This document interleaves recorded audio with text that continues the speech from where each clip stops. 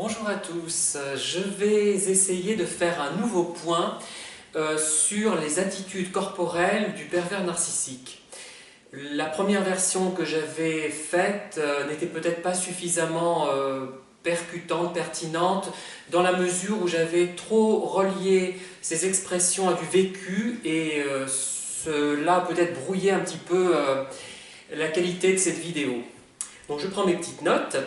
Et je vais reprendre un petit peu toutes les caractéristiques que j'avais mises en évidence, déterminées, sachant qu'il peut y en avoir d'autres, mais ce sont celles qui me sont apparues vraiment de façon flagrante dans mon vécu personnel et qui ont été corroborées par des études que j'ai pu lire ou des vidéos que j'ai pu écouter ici ou là.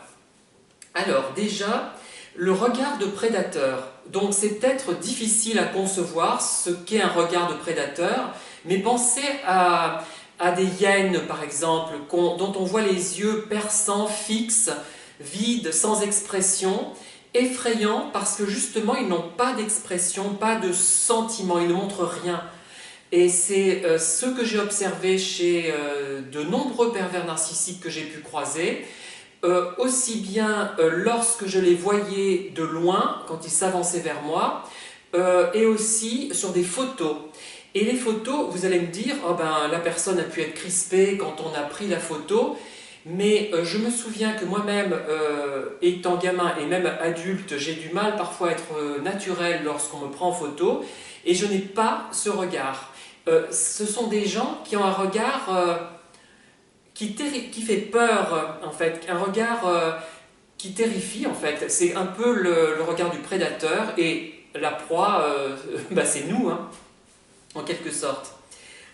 Alors, ce que j'avais appelé le sourire du chanoine hypocrite, c'est un petit sourire euh, empreint d'ironie, une fausse bienveillance, on devine, derrière ce sourire.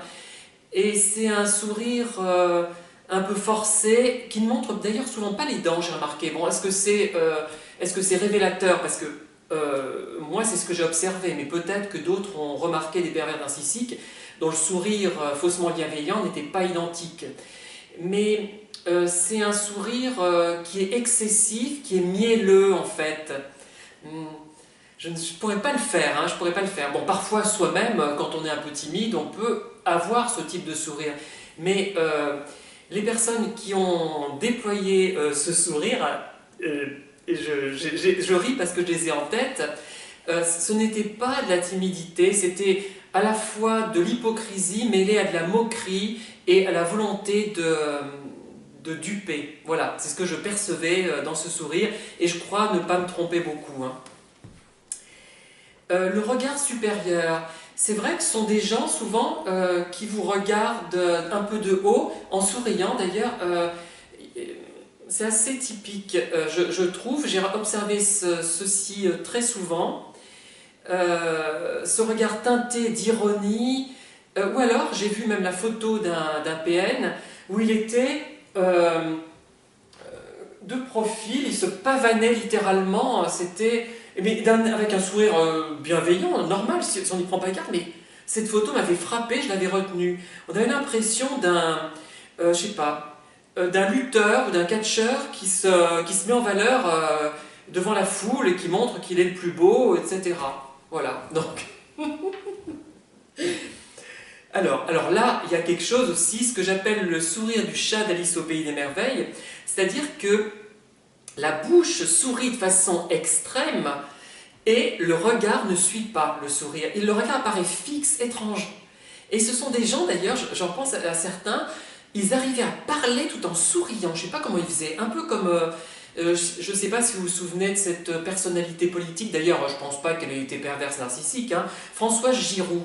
Elle souriait en parlant, ou elle parlait en souriant, je ne sais pas comment le dire.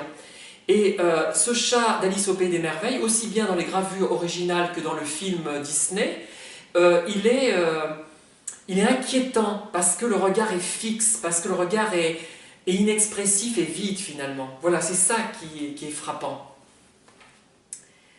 Mais c'est un critère vraiment qu'on retrouve souvent, on a beau dire, bon, il y a une part de subjectivité dans tout ça, mais quand même on le retrouve. Alors, il y a le regard fixe et vide. Alors là, je dois dire que je l'ai surtout observé sur des photos. Et la personne est comme ça. Enfin, mais elle ne le fait pas exprès, je ne pense pas. Elle n'arrive pas à trouver un minimum d'expression. Son visage n'est même pas atonal, elle ne fait même pas la gueule, mais comme ça. C'est très curieux. C'est très très très très curieux. Alors après, il y a l'attitude du corps. Bon, là, c'est quand même peut-être plus subjectif, mais il y a de nombreux pervers qui ont une démarche chaloupée, molle un peu, de celui ou de celle.